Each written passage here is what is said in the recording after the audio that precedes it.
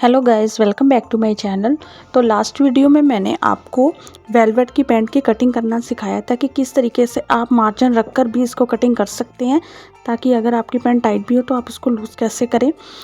तो आज मैं आपको इसकी स्टिचिंग का बताने वाली हूँ और इसमें मैंने पॉकेट भी ऐड करने वाली हूँ और राउंड में पूरे में इलास्टिक ही आएगा। तो चलिए वीडियो को स्टार्ट करते हैं। तो सबसे पहले मैंने फ्रंट और बैक दोनों जो क्रोच है ना, उनको मैंने सिलाई करके जॉइंट कर लिया है, फ्रंट पार्ट के और बैक पार्ट के। और यहाँ पर जो हमने मार्जिन लिया था ना ऊपर इलास्टिक फोल्डिंग के लिए 2 इंच का, उससे नीचे 1.5 इंच पर एक और मार्किंग कर देनी है इस तरीके से। और अब यहाँ से हमने नीचे 6 इंच पर एक और मार्किंग करनी है, जो कि हमारी पॉकेट की होगी। तो ये टोटल जो है लेंथ बन जाएगी वो आएगी 10 इंच।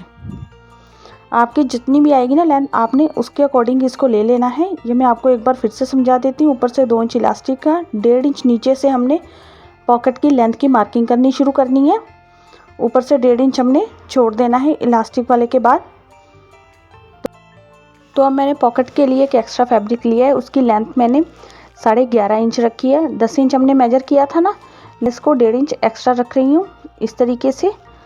तो 11.5 इंच मैंने इसकी लेंथ जो है वो रखी है। और इस फैब्रिक को मैंने डबल फोल्ड किया हुआ है। ओपन वाली साइड मेरी साइड है और बंद वाली साइड मेरे ऑपोजिट साइड को है। तो यहाँ पर मैंने 11 इंच पर लेंथ लेते हुए इसकी मार्किंग कर लेनी है। और इसकी ये जो चौड़ाई है ना, ये मैंने 8 इंच ली है। तो इसको डबल फोल्ड किया हुआ है ना, तो टोटल 16 इंच हो जाएगी। ठीक है, क्योंकि मेरे काफ़ी क्लाइंट है जो बोलते हैं कि हमें जो पॉकेट है ना वो थोड़ी बड़े साइज़ की चाहिए। अगर आप छोटे साइज़ की लेना चाहते तो आप इसको 7 इंच भी कर सकते हैं, लेकिन मैं इसको 8 इंच ही रख रही हूँ। वैसे भी सिलाई में हाफ इंच मार्जिन जाने के बाद ये 7.5 इंच ही रह जाएगी। और अब बंद वाली साइड से इसको हल्का सा इस तरीके से राउंड कर देना है। और अब इसी के अकॉर्डिंग इसकी कटिंग भी कर लेनी है, मार्किंग के अकॉर्डिंग ही। तो फ्रेंड्स, अब मेरी जो पॉकेट की जो कटिंग है ना वो कंप्लीट हो चुकी है। और अब इसको पैंट के साथ स्टिच करना है। तो मैं इसको राइट साइड पर ही लगाने वाली हूँ। तो इस तरीके से जो मैंने मार्किंग नीचे की थी ना पहले, उसी को मैंने ऊपर ले लेना है इस तरीके से।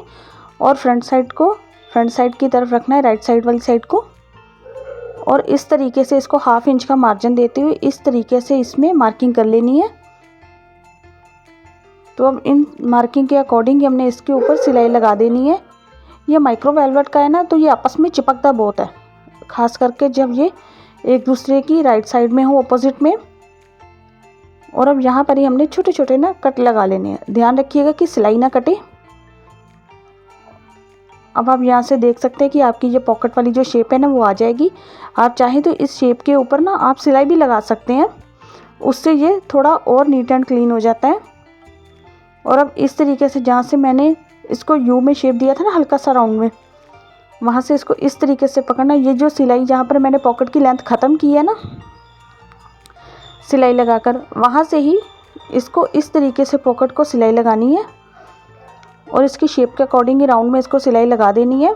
अगर आप चाहें तो आप इसमें कट भी लगा सकते हैं, लेकिन मुझे कट लगाने की ज़रूरत नहीं पड़ी, ये ऐसे ही फोल्ड हो गया था। अगर आप बिगिनर है और आपको लगे कि ये प्रॉपर फिनिशिंग के साथ फोल्ड नहीं हो रहा है, अंदर की तरफ टर्न नहीं हो रहा है, तो आप छोटे छोटे कट भी लगा सकते हैं। और पॉकेट को इस तरीके से फ्रंट पार्ट के साथ प्रॉपरली हमें स्टिच करना है, ताकि ये जो फैब्रिक है वो आगे पीछे ना भागे और प्रॉपर फिनिशिंग के साथ रेडी हो। तो जहाँ से मैंने कॉर्नर लिया था ना, कट लगाए थे, वहीं से बिल्कुल कॉर्नर के पास से हमने सिलाई लगानी है। और पॉकेट के ऊपर नहीं चढ़नी चाहिए, सिर्फ नीचे वाले फैब्रिक पर लगेगी। ये जो पॉकेट का नीचे का फैब्रिक है ना, वहाँ पर ही ये सिलाई लगेगी। और पूरे फैब्रिक को अच्छे से सेट करते हुए प्रॉपर ऊपर तक हमने इसकी सिलाई को लेकर जाना है। तो ये पॉकेट जो है ना प्रॉपर तरीके से सेट हो जाएगी। और ऊपर से भी कमर वाली साइड से भी पॉकेट को इस तरीके से सिलाई लगाकर पैंट के साथ स्टिच कर देना है। तो अब आपको यहाँ से देखकर पता चल रहा होगा कि ये जो पॉकेट है वो प्रॉपरली फ्रंट पार्ट के साथ जो है स्टिच हो चुकी है। और अब हमने इसमें बैक पार्ट को जो है वो अटैच करना है। इसके लिए मोहरी वाली साइड से फ्रंट पार्ट के ऊपर बैक पार्ट को रखना है, उल्टा करके रखा है बैक पार्ट को फ्रंट पार्ट के ऊपर। और इस तरीके से हाफ इंच का मार्जिन लेते हुए इसके ऊपर सिलाई लगा देनी है। और जहाँ पर ये हमारी पॉकेट की स्टार्टिंग हो रही है ना, नीचे से, नीचे वाली साइड से, वहाँ से आपने इसको देखना है। ये जो पॉकेट है ना, मैंने इसको हल्का सा साइड में कर दिया ताकि ये सिलाई में ना आए। और जहाँ पर ये मेरा कॉर्नर है पॉकेट का, तो यहीं पर ही हमने सिलाई लगाते जाना। सिर्फ आपकी पॉकेट के ऊपर जो सिलाई नहीं चढ़नी चाहिए, बस आपने इस बात का ध्यान ज़रूर रखना है। और इसी तरीके से हमने दूसरी साइड को भी जॉइन कर लेना है। तो ये देखिए, ये पॉकेट जो है ये इस तरीके से रेडी हो चुकी है और एक भी सिलाई यहाँ पर बाहर की तरफ आपको नज़र नहीं आएगी। अब नीचे से मोरी को इस तरीके से फोल्ड करना है। जितना भी आपने मार्जिन लिया होगा ना, जैसे मैंने 2 इंच का लिया था, तो आप जितना भी मार्जिन आपने रखा होगा ना, उतना ही आपने इसको फोल्ड करना है और इसके ऊपर किनारे किनारे पर सिलाई लगा देनी है।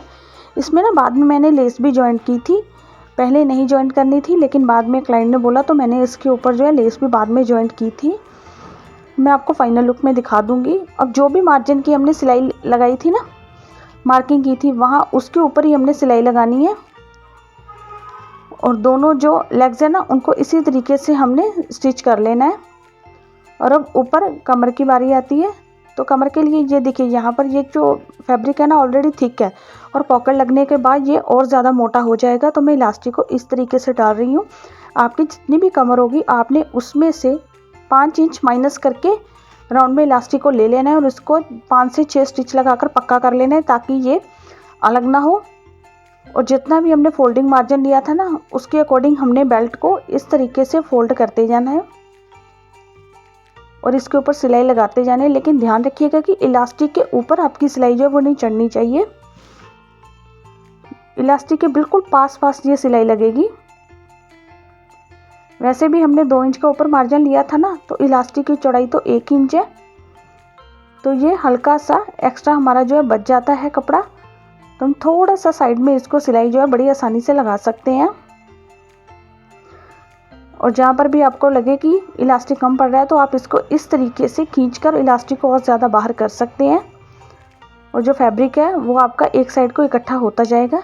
इस तरीके से आपने इलास्टिक को खींचते जाना है। ध्यान रखिएगा कि जितना हो सके कम से कम आपने इसमें जो रिंकल है वो आने देने हैं।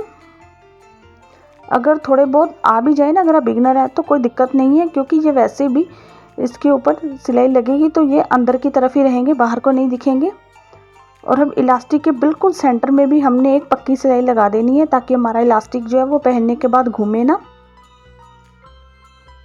तो इस तरीके से मैंने इस पूरी पैंट की स्टिचिंग जो है वो रेडी कर दी है।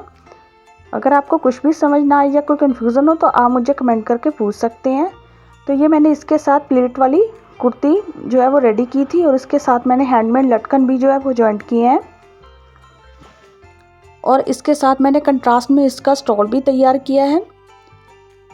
तो ये थी मेरी आज की वीडियो। आपको मेरी वीडियो कैसी लगी प्लीज़ मुझे कमेंट करके ज़रूर बताइएगा। मेरी वीडियो को लाइक, शेयर और चैनल को सब्सक्राइब करना बिल्कुल ना भूलिएगा। तो अब ये देख सकते हैं, ये घेरे के ऊपर भी मैंने इस तरीके से कटवर्क वाली लेस ली है और पैंट के ऊपर मैंने इस तरीके से लेस जो है लास्ट में जॉइंट की थी और ये इसका स्टॉल है। यहाँ पर मैंने नीचे जो लेस आती है ना लटकन वाली, वो भी मैंने जॉइंट की है। तो ये है मेरे फुल सूट का final look. Thanks for watching.